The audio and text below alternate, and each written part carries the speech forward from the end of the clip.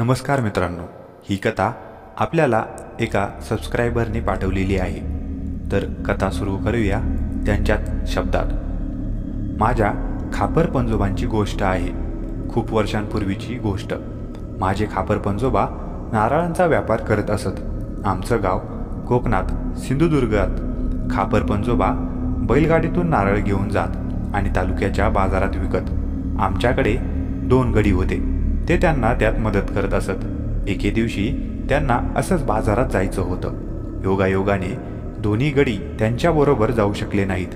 एकाला मुलगा झाला होता तर दुसरा आजारी होता. म्हणून माझे खापर पंजोबा एकटेच बैलगाडी घेऊन निघाले आणि त्यांनी बाजारात जाऊन नारळ विकले. सगळा माल संपता संपता संध्याकाळ झाली होती. ते काम संपवून निघतच होते. तितक्यात जुनी काही दोस्त मंडळी भेटली. त्यांच्याबरोबर गप्पा टप्पा झाल्या. त्यात त्यांना आणखी थोडा उशीर झाला.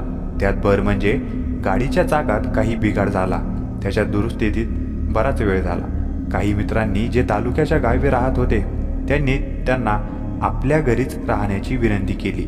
पण बायको काळजी करत असेल म्हणून ते रात्री उशिरा तिथून निघाले. पुन्हा परत काही गडबड होऊ नये म्हणून ते हळूहळू निघाले. आमच्या गावच्या वेशीबाहेर एक मोठा काप आहे. काप म्हणजे कातळ असलेला प्रदेश. अत्यंत निर्जन ओसाड भाग आहे तो. पंजोबा तिथे पोहोचले. किर्र काळोख होता आणि कंदिलाच्या मिनमिनत्या उजेडात पंजोबा हळूहळू गाडी आणत होते. अचानक एके ठिकाणी बैल थोडेसे बावचळले. आधीच हळू चालणाऱ्या गाडीचा वेग आणखीनच मंदावला. रस्त्याच्या कडेला कोणीतरी उभं होतं. हळूहळू गाडी त्याच्याजवळ पोहोचली. कंदिलाच्या अंधुक प्रकाशात पंजोबांना एक शिडशिडीत शेलाट्या बांध्याची गोरटेली तरुण स्त्री उभी असलेली दिसली. खापर पंजोबांना आश्चर्य वाटले. इतक्या रात्री ही अशी इथे या निर्जन भागात कोण उभी आहे?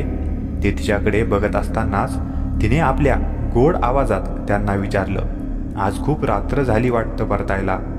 खापर पंजोबांनी होकारार्थी मान हलवली आणि परत गाडी हाकायला सुरुवात केली. तितक्यात तिने त्यांना थांबवलं आणि म्हणाली, थोडी सुपारी द्याल का? खापर पंजोबांनी गाडी थांबवली आणि तिला विचारलं, एवढ्या रात्री इथे एकटी काय करते आहेस तू? ती हसली आणि म्हणाली, थोडी फिरायला बाहेर पडले. रात्री झोप येत नव्हती. म्हटलं थोडे पाय मोकळे करून घेऊया. खापर पंजोबांनी तिच्याकडे स्मित हास्य करत पाहिलं आणि विचारलं, फिरायला? या इथे अशा ठिकाणी एवढ्या उशिरा? घर कुठं आहे तुझं? खापर पंजोबांनी तिला प्रश्न केला. ते काय तिथे? तिने लांब बोट दाखवत अगदी सहज उत्तर दिलं. पंजोबांनी तिच्याकडे निर्विकारपणे पाहिलं. आपली चंची उघडली आणि त्यातली सुपारी काढून तिला देऊ केली. ती हसली आणि म्हणाली की जरा बाहेर येऊन द्या ना. बाहेर कशाला? खापर पंजोबांनी तिला प्रश्न केला. मला बैलांची भीती वाटते. हो, ती मुरडत हसत म्हणाली. मला उतरता येणार नाही. माझा पाय मुरगळलाय. तू घे ही सुपारी. माझे बैल मारके नाहीत. ते कोणाला काही करणार नाहीत आणि तुला तर नाहीच नाही. असे जेव्हा ते म्हणाले तेव्हा ती थोडी चपापली. पण तिने शिताफीने आपला चेहरा सौम्य ठेवला. नाही, तुम्ही खाली उतरूनच द्या. ती हट्टाला पेटली. खापर पंजोबांनी सरळ बैलांना हाकायला सुरुवात केली. बैल बिचकत चालू लागली. ती गाडीच्या बाजूने चालू लागली. अहो, असं काय करताय? एवढीशी सुपारी तिच्यासाठी कशाला एवढा कंजूसपणा करताय? तिने खापर पंजोबांना टोमणा मारला. अगं, मी कुठे नाही म्हणतोय सुपारी.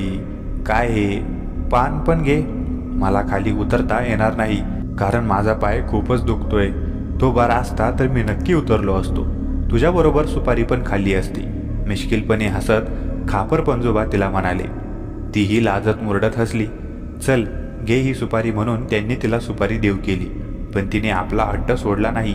ती बरोबर चालत असताना त्यांना खाली उतरायला सांगू लागली.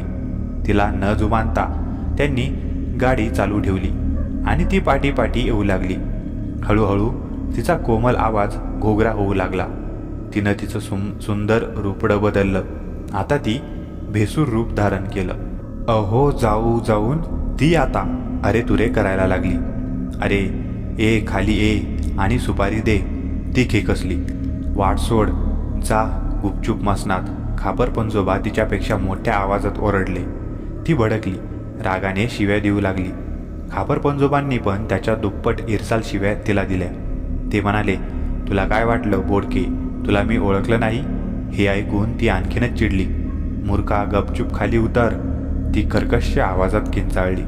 तो आवाज इतका भयंकर होता की बैलही बिथरले. ते जोरात पळू लागले.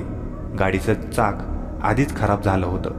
ते डुगडुगत होतं आणि बैलांनी या अचानक घेतलेल्या वेगाने गाडी इतक्या जोराने गदागदा हल्ली की त्या जोरदार हेलकाव्याने ते बाहेर पडता पडता वाचले.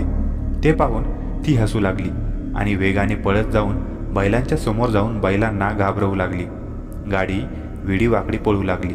पंजोबा कसाबसा गाडीवर ताबा मिळवण्याचा प्रयत्न करत होते. गाडीचं चाक आधीच खराब झालं होतं. कधी निखळून पडेल ते सांगता येत नव्हतं. परिस्थिती बिकट होती. तिचा थैथयाट चालूच होता. ती जोरजोरात शिव्या घालत ओरडत बैलगाडीच्या बाजूने वाऱ्याच्या वेगाने धावत होती. ती जवळजवळ हवेतच होती, पण पंजोबा कसे बसे गाडी सावरत जमेल तितका तोल सांभाळत गाडी पळवत होते. पण त्याही परिस्थितीत ते मनाने खंबीर होते. थोड्या वेळाने अचानक एके ठिकाणी त्यांनी वेसन खेचून गाडी थांबवली. बैल अजूनही थोडेसे गांगारलेलेच होते, पण पंजोबांनी त्यांना थोपवून धरलं होतं. ते रागाने तिच्याकडे बघत होते. त्यांचे डोळे आग ओकत होते. एक सनसनीत शिवी हासडत ते म्हणाले, हडळे, ते बघ तिथे, असं म्हणत त्यांनी आकाशाकडे बोट दाखवलं. नुकतंच उजाडलं होतं. चल निघ आता इथून, तुझी वेळ पण संपली आणि हद्द पण. चल चालू लाग इथून. ती भांबावली. रागांनी तिचा तिळपापड होत होता. तिचे डोळे भयानक झाले होते. चरपडत गोगऱ्या आवाजात ती म्हणाली, तुला बघून घेईन. यावेळीस वाचलास, पुढच्या वेळी नाही तुझी मान मुरगळून ठेवली तर बघ. असं म्हणत ती हळूहळू चालत अदृश्य झाली. खापर पंजोबा घरी आले. खापरपंजी रात्रभर जागीच होती. त्यांना पाहून तिच्या जीवात जीव आला. त्यांनी गरम पाणी आंघोळीसाठी काढायला सांगितलं. गरम पाण्याने आंघोळ करून आल्यावर पंजीने त्यांना जेवायची विनंती केली. ते म्हणाले, नको, जरा विश्रांती घेतो, खूप थकलोय. जेव्हा तिने त्यांना उशीर का झाला म्हणून विचारलं, तेव्हा ते म्हणाले, चाक खराब झालं होतं म्हणून उशीर झाला. असं म्हणून ते झोपले. अचानक रात्री त्यांना भयंकर ताप आला. खापरपंजी घाबरली. वैद्य आला, उपचार झाले. सलग 2 दिवस ते अंथरुणावर पडून होते. 2 दिवसानंतर त्यांना जरा बरं वाटलं आणि त्यांनी सगळ्यांना घडलेली गोष्ट सांगितली. सगळे अवाक झाले. त्यांना म्हणू लागले, अरे बाबा, तू मोठा धीराचा माणूस म्हणून वाचलास, नाहीतर त्या बोडक्या बामणीने किती लोकांच्या माना मुरगळून टाकल्या आहेत याची गिनतीच नाही. खापर पंजोबा फक्त हसले आणि त्यांनी ईश्वराचे आभार मानले. मित्रांनो, तुम्हाला ही कथा कशी वाटली ती कमेंट करून सांगा व अशाच कथांसाठी आपल्या चॅनलला सबस्क्राईब करा. धन्यवाद. मित्रांनो आणि मैत्रिणींनो, तुम्हाला एक छोटीशी विनंती आहे की मी एक स्पर्धा परीक्षेची तयारी करणारा एक विद्यार्थी आहे. अभ्यास करता करता थोडाफार आर्थिक हातभार लागावा म्हणून साईड बाय साईड मी हे एक यूट्यूब चॅनल चालवत आहे. जर तुम्हाला माझे व्हिडिओज आवडत असतील तर तुमच्या स्वइच्छेने तुम्हाला जेवढी आर्थिक मदत करता येईल तेवढी तुम्ही करू शकता. यात सर्वस्वी तुमची इच्छा आहे. तसेही मी तुमच्यासाठी दररोज नवीन नवीन रोमांचक कथा घेऊन येतच राहील. फोनपे, गुगल पे करण्यासाठी तुम्ही या नंबरवर मला आर्थिक मदत पाठवू शकता. धन्यवाद.